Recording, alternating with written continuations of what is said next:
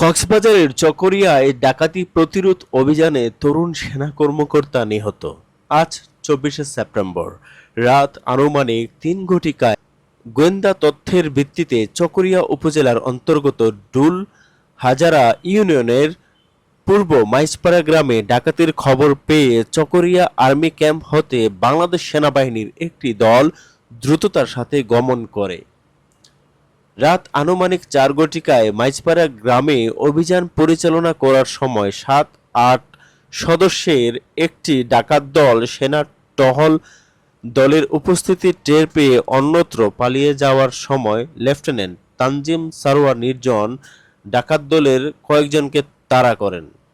এ সময় ডাকাত দলের সদস্যরা লেফটেন্যান্ট তানজিম সারোয়ার নির্জনের ঘাড়ে ছুরিকাঘাত করলে গুরুতর আহত হয় এবং এতে তার প্রচুর রক্তক্ষরণ শুরু হয়। তাৎক্ষণিকভাবে লেফটেন্যান্ট তানজিম সারোয়ার নির্জনকে উদ্ধার করে মালুমঘাট মেমোরিয়াল হাসপাতালে নেওয়া হলে কর্তব্যরত চিকিৎসক তাকে মৃত ঘোষণা করেন।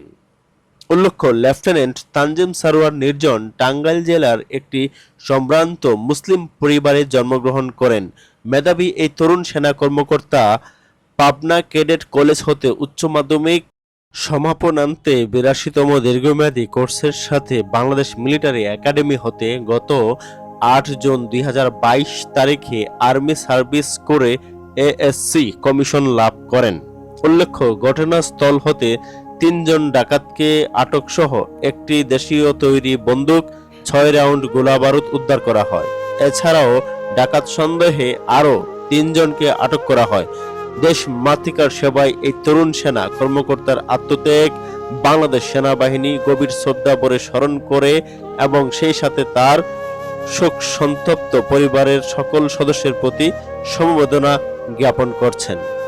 আমরা এই সংবাদটুকু পাঠ করছি বাংলাদেশ আর্মির ফেসবুক পেজ থেকে। আমাদের এই বীর সন্তানের জন্য সবাই দোয়া করবেন। মহান রব্বুল আলামিন যেন ওনাকে জান্নাতের মেহমান হিসেবে কবুল করেন। আমিন।